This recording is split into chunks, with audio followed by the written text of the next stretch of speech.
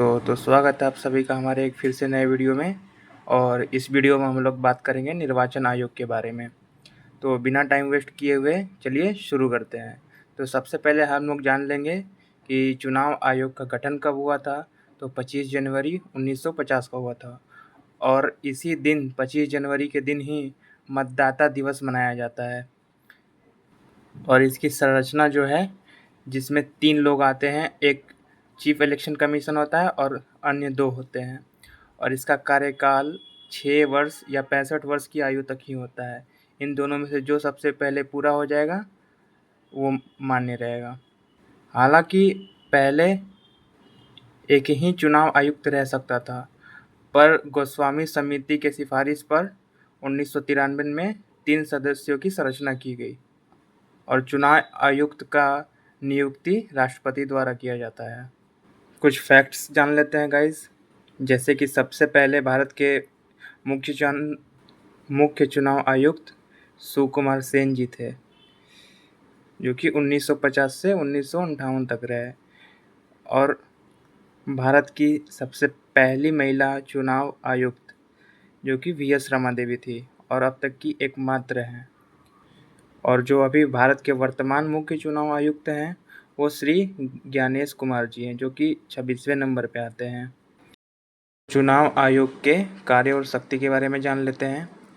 तो इसका कार्य सबसे पहला राष्ट्रपति, उपराष्ट्रपति, लोकसभा, राज्यसभा, विधानसभा और विधान परिषद का चुनाव कराना होता है और इससे संबंधी अधिसूचना जारी करना होता है। और जो मतदाता सूची आता है उसका सूची तैयार करना होता है और आचार संहिता भी यही लागू करता है।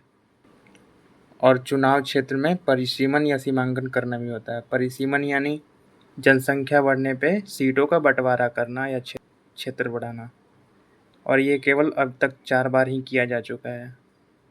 तो चलिए अब इससे रिलेटेड कुछ आर्टिकल्स जान लेते हैं। सबसे पहले ये चुनाव या निर्वाचन भाग 15 में आता है, जो कि अनुच्छेद 324 से 329 तक है। तो सबसे पहला आर्टिकल 324 को जान लेते हैं। इसमें चुनाव के अधीक्षण में निर्देशन और नियंत्रण का शक्ति चुनाव आयोग के पास होता है, यानी कि जब भी चुनाव होता है उसका सारा नियंत्रण चुनाव आयोग के पास होता है। अगला जान लेते हैं 325 अनुच्छेद संख्या, जिसमें कि धर्म, जाति, मूल वंश या लिंग के आधार पर किसी भी व्यक्ति को मतदाता सूची से बाहर नहीं किया जाएगा। उसके बाद हम लोग जान लेते हैं आर्टिकल 326 के बारे में, जिसमें कि लोकसभा और विधानसभा के चुनाव वयस्क मताधिकार के आधार पर संपूर्ण होंगे। वयस्क मताधिकार यानी कि एक उम्र सीमा जो कि अब 18 वर्ष है, जो कि पहले उम्र सीमा 21 वर्ष थी। फिर उसके बाद 61वां संविधान संशोधन 1988 में करके उम्र सीमा घटाकर 18 वर्ष की आयु तक की कर दी गई। अब हम लोग अनुच्छेद संख्या 327 के बारे में जानेंगे। विधानमंडल के चुनाव के संबंध में उपबंध करने की शक्ति संसद के पास होगी, यानी विधानमंडल के चुनाव में कानून बनाने की शक्ति संसद के पास होगी।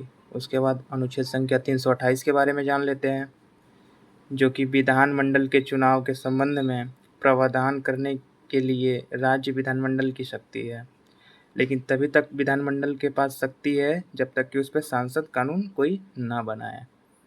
और आखिरी अनुच्छेद जो कि 329 है, इसमें लिखा गया है कि जब भी निर्वाचन होगा चुनावी मामले में अदालत का हस्तक्षेप पे रोक होगा। तो यहाँ पे हमारे तरफ से होता है पूरा निर्वाचन आयोग ख़त्म। तो कैसा लगा आपको वीडियो ज़रूर बताइएगा। और यहाँ से बराबर क्वेश्चन आपके परीक्षाओं में अलग अलग परीक्षाओं में पूछते आते रहे हैं, तो यहाँ से आपको 1 या 2 क्वेश्चन देखने को ज़रूर मिल जाएंगे। तो मेहनत करते रहिए, लगे रहिए अपने कामों में। और अगला वीडियो किस टॉपिक पे चाहिए कमेंट करके ज़रूर बताइएगा। Thank you guys.